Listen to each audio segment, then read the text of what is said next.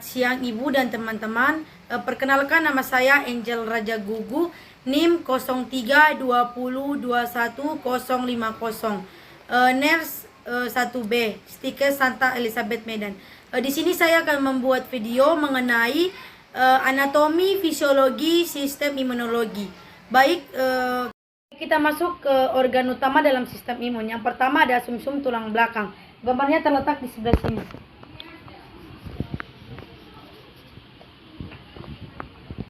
Tulang merupakan jaringan limfatik karena memproduksi limfosit muda yang akan diproses pada timus atau tempat-tempat lainnya untuk menjadi limfosit T atau limfosit B. Sumsum tulang berada dalam bagian rongga interior tulang yang merupakan tempat produksi sebagian sel darah baru. Kedua ada kelenjar timus. Gambarnya terletak di sebelah sini. Kelenjar timus merupakan suatu jaringan simpati yang terletak di sepanjang trakea di rongga dada bagian atas dan paling aktif memproduksi sejumlah limfosit selama masa kanak-kanak. Sel-sel yang belum matang diproduksi di sumsum tulang berimigrasi dan datang ke timus di mana proses pematangan berlangsung. Ada limpa, gambarnya terletak di sebelah sini. Limpa adalah organisme kekebalan tubuh yang terdiri dari sel T, sel B, sel-sel pembunuh alami, makrofag, sel dendritik, dan sel darah merah. Limpa terdiri dari dua bagian, yaitu pulp merah dan pulp putih. Yang keempat ada kelenjar getah bening. Gambarnya terletak di sebelah sini. Kelenjar getah bening adalah benjolan jaringan yang putus-putus sepanjang sistem limfatik. Kelenjar adalah pusat kegiatan di mana limfosit terus beredar dari jaringan ke kelenjar getah bening dan kembali lagi melalui aliran darah dan pembuluh limfatik. Baik organ lain dari sistem imun, yang pertama ada adenoid. Gambarnya terletak di sebelah sini. Adenoid terletak di belakang rongga hidung, di mana bagian dari rongga hidung memenuhi faring. Adenoid muncul sebagai suatu rumpun dari jaringan spons yang membentang garis pertahanan pertama dalam tubuh. Yang kedua ada amandel atau tonsil. Gambarnya terletak di sebelah sini. Amandel atau tonsil merupakan jaringan limfatik yang terdiri dari kumpulan-kumpulan yang positif. Ada dua massa jaringan kelenjar lembut di kedua sisi bagian belakang mulut. Baik, kita masuk ke fisiologi sistem imun. Yang pertama ada sumsum tulang. Sumsum tulang bertanggung jawab untuk produksi sel sistem kekebalan yang penting seperti sel B, granulosit, sel-sel pembunuh alami, dan timosit dewasa. Hal ini juga menghasilkan sel-sel darah merah dan platelet. Yang kedua ada kelenjar timus. Fungsi utama dari kelenjar timus adalah memproses limfosit muda menjadi T, limfosit atau menghasilkan sel T matang. Sel-sel yang belum matang diproduksi di sumsum tulang berimigrasi dan datang ke timus di mana proses pematangan berlangsung. Proses pematangan ini adalah salah satu hal yang luar biasa karena memungkinkan hanya sel-sel T menguntungkan yang akan dirilis ke dalam aliran darah. Sedangkan sel T yang membangkitkan respon autoimun yang merugikan dieliminasi. Yang ketiga ada limpa. Fungsi dari limpa adalah berkontribusi pada produksi sel, fagositosis, perlindungan sel darah merah, dan pembangunan kekebalan. Limpa bertindak sebagai filter imunologi darah dan menjebak benda asing, yaitu antigen dari aliran darah yang melewati limpa. Sebagai bagian dari sistem retikulo endotelial, limpa juga terlibat dalam perlindungan terhadap penyakit dan menghasilkan zat-zat antibodi. Yang keempat ada kelenjar getah bening. Sama seperti cara limpa menyaring darah, kelenjar getah bening menyaring cairan interstisial yang hadir antara sel-sel tubuh manusia. Selanjutnya kita masuk ke yang pertama juga ada adenoid. Fungsi adenoid adalah untuk menghentikan bakteri dan organisme penyebab infeksi lainnya dan menginfeksi organ tubuh lainnya. Yang kedua ada amandel atau tonsil. Fungsi utama amandel adalah untuk mencegah bakteri dan virus di udara yang dihirup. Limfosit dan antibodi hadir dalam membantu pembunuh bakteri sehingga memainkan peran penting dalam melindungi tubuh.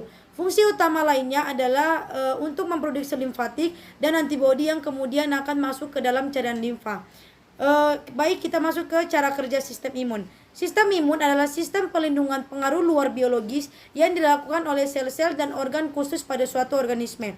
Jika sistem kekebalan bekerja dengan benar, sistem ini akan melindungi tubuh terhadap infeksi bakteri dan virus, serta menghancurkan sel kanker dan zat asing lain dalam tubuh. Jika sistem kekebalan melemah, kemampuannya melindungi tubuh juga berkurang sehingga menyebabkan patogen termasuk virus yang menyebabkan demam dan flu dapat berkembang dalam tubuh. Ketika benda asing masuk ke dalam tubuh, segera dihasilkan zat yang akan bereaksi dan membuat substansi tersebut tidak berbahaya. Protein zinc disebut antigen dan substansi yang dihasilkan untuk berespon terhadap antigen disebut antibodi. Antigen dapat berubah benda asing tetapi umumnya adalah mikroorganisme. Beberapa jenis obat atau misalnya penisilin, protein hewani, dan nabati termasuk serbuk sari dan jaring asing seperti pada transplantasi organ. Reaksi yang terjadi dapat disebut reaksi antigen antibodi. Ketika reaksi terjadi sebagai respon terhadap mikroorganisme, reaksi tersebut disebut imunitas. Keberadaan mikroba patogen dapat menimbulkan dampak yang tidak diharapkan akan memicu sistem imun untuk melakukan tindakan dengan urutan mekanisme sebagai berikut. Introduksi, persuasi, dan represi. Meskipun komplement ini dapat diasosiasikan sesuai artinya yaitu pelengkap, namun sesungguhnya fungsinya amatlah vital. Faktor komplement bertugas untuk menganalisa masalah untuk melanjutkan mengenalkan kepada imunoglobulin. Untuk selanjutnya akan diolah dan dipecah-pecah menjadi bagian-bagian molekul yang tidak berbahaya bagi tubuh. Setelah limfosit bekerja dengan memakan mikroba patogen, sel limfosit terdiri dari dua spesies besar, yaitu limfosit T dan B. Bila limfosit B kelak akan bermetamorfosa menjadi sel plasma dan melanjutkan akan menghasilkan imunoglobulin atau G, A, M, D, dan E. Maka sel T akan menjadi divisi T helper, T sitotoksik, dan T supresor. Dalam kondisi yang berat akan terjadi beberapa proses berikut. Sel limfosit T akan meminimalisasi patogenit dari mikroba patogen dengan cara kerja sama dengan antibodi untuk mengenali dan merubah antigen dari mikroba patogen menjadi serpihan asam amino melalui sebuah mekanisme yang disebut antibodi depan dan sel citotoksiti atau ADCC. Selain itu, sel limfosit bekerja dengan sel NK atau natural killer, dan sel dendritik dapat bertindak langsung secara represif untuk menghentikan kegiatan mikroba patogen yang destruktif melalui aktivitas kimiawi zat yang disebut perforin. Dalam beberapa kondisi khusus, sel limfosit T dapat memperoleh bantuan dari sel makrofag yang berperan sebagai antigen presenting cell dan atau APC alias sel penyaji antigen. Sedangkan sel limfosit B bertugas untuk membangun sistem manajemen komunikasi terpadu di wilayah cairan tubuh atau imunitas humoral. Bila ada antigen dari unsur asing yang masuk, maka sel limfosit B akan merespon dengan cara membentuk sel plasma yang spesifik untuk menghasilkan molekul imunoglobulin, karakteristik antigen dari unsur asing tersebut. Dan teman-teman, kita masuk ke leukosit dan limfosit. Ditemukan dalam darah vertebrata. Leukosit terdiri dari granulosit dan agranulosit. 3 jenis granulosit ditemukan dalam darah. Mereka adalah neutrofil, eosinofil, dan basofil. Granulosit terlibat dalam pertahanan inang melalui imunitas bawaan. Limfosit adalah agranulosit dan terlibat dalam imunitas adaptif dengan memproduksi antibodi spesifik untuk patogen tertentu. Leukosit juga terdiri dari 3 jenis, limfosit T, limfosit B, dan kelompok 0. Mengandung antigen yang disajikan oleh granulosit diidentifikasi oleh limfosit T, mengaktifkan limfosit B untuk menghasilkan antibodi spesifik.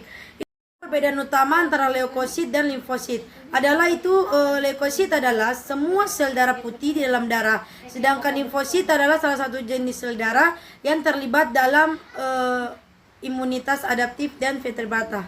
Leukosit adalah satu-satunya jenis sel berinti yang ditemukan dalam darah yang terlibat dalam pertahanan inang dengan menghancurkan patogen yang menyerang tubuh vertebrata. Mereka umumnya disebut sel darah putih. Leukosit dapat dibagi menjadi dua kelompok tergantung pada keberadaan granula dalam sitoplasma mereka. Granulosit dan agranulosit. Gambarnya terletak di sebelah sini. Ini agranulosit, ini granulosit. Tiga jenis granulosit dapat ditemukan dalam darah, yaitu neutrofil, eosinofil, dan basofil. Gambarnya terletak di sebelah sini. Neutrofil, eosinofil, dan basofil. Masing-masing dari mereka berbeda dalam bentuk nukleus, serta fungsi dalam tubuh. Proses pembentukan leukosit disebut dengan hematopoiesis. Selama hematopoiesis, leukosit dibedakan dari sel-sel induk mieloblast, limfoblast, dan monoblast. Gambarnya terletak di sebelah sini. Ini mieloblast, limfoblast, monoblast. Kita masuk ke neutrofil. Neutrofil adalah fagosit profesional menghancurkan patogen seperti bakteri melalui fagositosis. Mereka mengandung inti polylobate yang biasanya terdiri dari 2 sampai 5 lobus. Diameter neutrofil adalah 8,85 mikrometer. Neutrofil adalah jenis leukosit yang paling banyak, 40-75% sel. Darah putih adalah neutrofil. Kisaran normal untuk eosinofil adalah 1.500 hingga 8.000 neutrofil per milimeter min per kubik. Umur neutrofil adalah 5-90 jam. Dalam sirkulasi, butiran neutrofil mengandung lisosim, poplipase, A2, asam hidrolase, myeloperoxidase, elastase, protease, serin, cadhepsin G, proteinase 3, proteoligand defensin, dan protein permeabilitas bakteri yang meningkat. Neutrofil adalah salah satu sel pertama yang bermigrasi ke tempat peradangan, merespon sitokin yang dilepaskan oleh sel-sel inflamasi. Proses migrasi neutrofil ke situs peradangan disebut chemotasis. Neutrofil yang diaktifkan menghasilkan perangkap ekstraseluler neutrofil atau disebut NET. Neutrofil memberikan pertahanan terhadap parasit yang seperti cacing. Nukleus memiliki 2 lobus pada eosinofil. Diameter eosinofil adalah 12-17 mikrometer.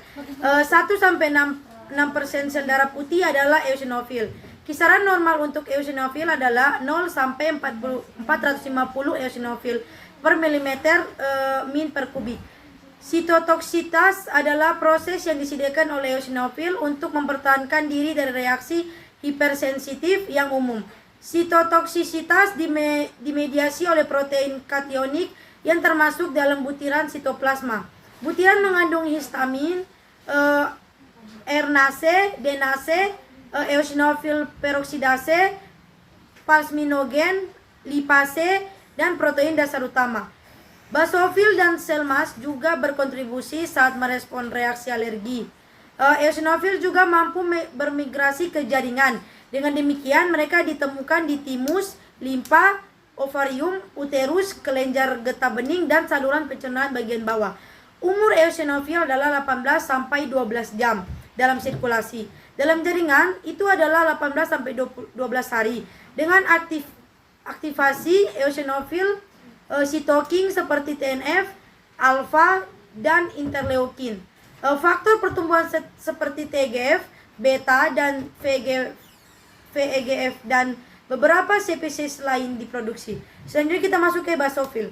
Basofil bersama dengan sel mast menghasilkan sitokin melawan parasit. Nukleus berbentuk kacang di basofil. Diameter basofil adalah 10-14 mikrometer. Basofil adalah jenis granulosit yang paling tidak umum dalam darah. 0,5-1% sel darah putih adalah basofil.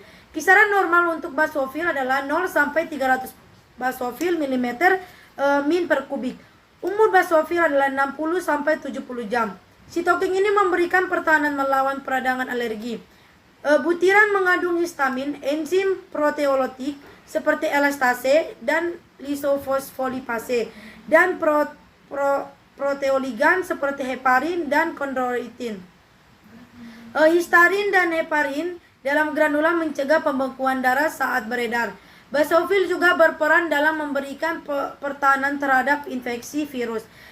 Leukerin dan beberapa interleukin dan diskresikan oleh basofil yang diaktifkan. Selanjutnya kita masuk ke monosit.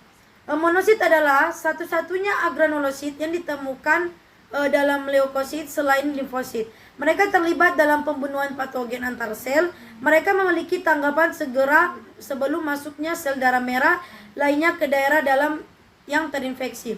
Migrasi ke dalam jaringan inflasi memungkinkan monosit berdiferensiasi menjadi makrofag yang merupakan jenis fagosit profesional. Makrofag juga menghadirkan antigen pada limfosite yang mendorong timbulnya respon imun adaptif. Dan video saya mengenai anatomi, fisiologi, sistem imunologi. Jika ada kesalahan kata, saya meminta maaf. Sekian, terima kasih. Selamat siang Ibu dan teman-teman. Shalom.